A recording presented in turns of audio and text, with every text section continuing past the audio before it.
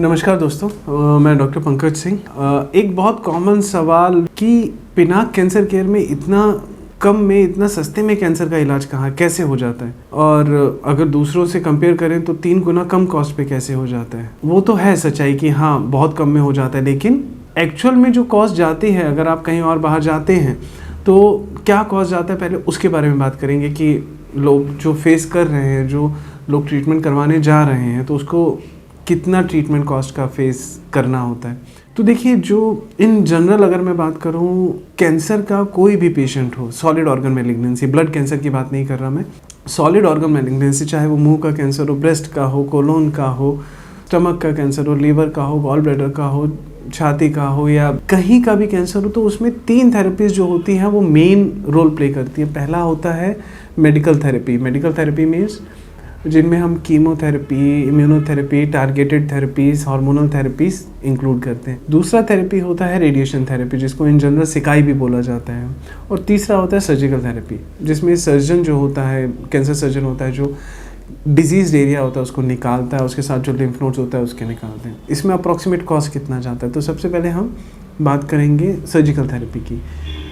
Cancer कहीं का भी हो, जो ज़्यादा कॉम्प्लिकेटेड, अगर मुंह का कैंसर है या स्टमक का कैंसर है या इसोफेगस का कैंसर है, जो हाई एंड हो गया, उसमें तो देखिए खर्चा बहुत ज़्यादा जाता है।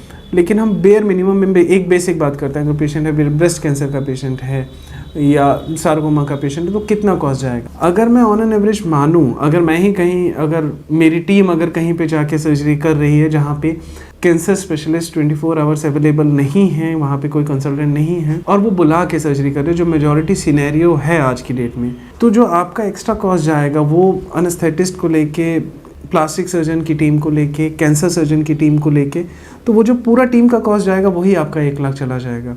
उसके बाद में आपका हॉस्पिटल कॉस्ट जाएगा, उसका आपका मेडिकल थेरेपी का कॉस्ट जाएगा।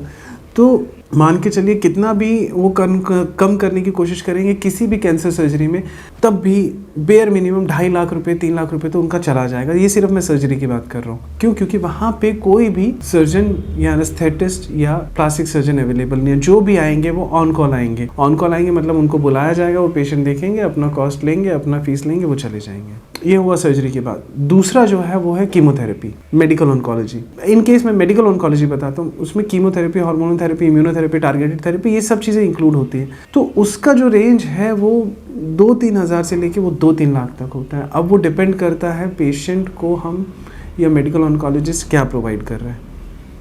तो किसी को 6 साइकिल लगता है, किसी को 18 साइकिल लगता है, किसी को 25 साइकिल लगता है। तो कितना भी कॉस्ट जाएगा वो 2.5-3 लाख से कम नहीं जाएगा। अगर वो 3 हज़ार का भी आ रहा है, उसका आना जाना, उसका हर बार का इन्वेस्टिगेशन, 2.5-3 लाख उसमें चला गया।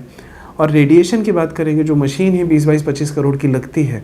तो इन शॉर्ट अगर पेशेंट को तीनों थेरेपीज जाना है, फॉर एग्जांपल मुंह का कैंसर हो गया, उसको बकल म्यूकोसा हो गया, टंग का कैंसर हो गया, तो उसको मान के चलिए तीनों थेरेपीज जाना है, तो ऑन एन एवरेज जो कॉस्ट जाएगा तीनों को मिला के, वो कहीं ना कहीं 8 से 10 लाख रुपए का कॉस्ट जाएगा, including radiation therapy, medical therapy और सर्जिकल थेरेपी। तो पेशेंट का 8 से 10 लाख खर्चा जाएगा। अब मैं ये कहना चाहता हूँ, मैं ये समझाना चाहता हूँ कि हमारे यहाँ ऐसा क्या है जो हम इसको 1/3 कॉस्ट पे कर देंगे।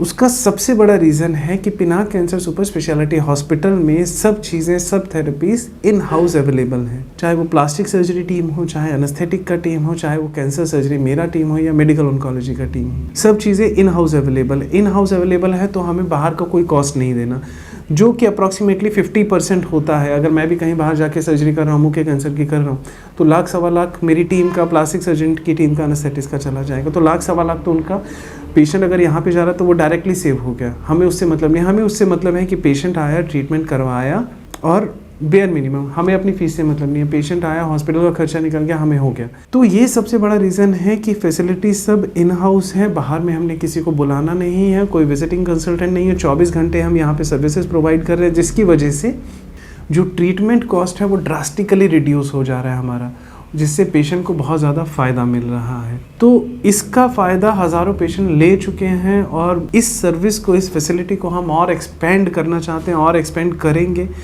ताकि जो हमारा अभी 30 बेडेड हॉस्पिटल है उसको हम 100 बेडेड, 200 बेडेड हॉस्पिटल कर सकें, ताकि जितना मैक्सिमम कैंसर पेशेंट्स का मदद हो, सेवा हो, इलाज हो, हम कर सकें, ताकि उनको वेट ना करना सके वेट ना करना पड़े कि 6 महीना वेट करना है तब जाके आपको रेडिएशन का नंबर लगेगा, 3 महीना वेट करना है तब जाके सर्जरी का नंबर लगेगा। जितना जल्दी हो सके, जितना जल्दी उसको हम ट्रीटमेंट प्रोवाइड करें, और एक बहुत ही मिनिमम कॉस्ट में, ताकि हर पेशेंट को फ़ायदा मिल सके। पैसे के अभाव से, फाइनेंशियल इश्यूज़ की वजह से कोई पेशेंट ऐसा ना हो कि हाँ यार अब इलाज नहीं हो सकता, हमारे पास पैसा नहीं, हम जाएंगे। तो यही हमारा एक मोटिवेशन है, यही हमारा एक मोटिव है जिसको लेके हम चल रहे हैं, ताकि पैसे के अभाव से कोई पेशेंट ट्रीटमेंट से वंचित ना रह जाए। धन्यवाद।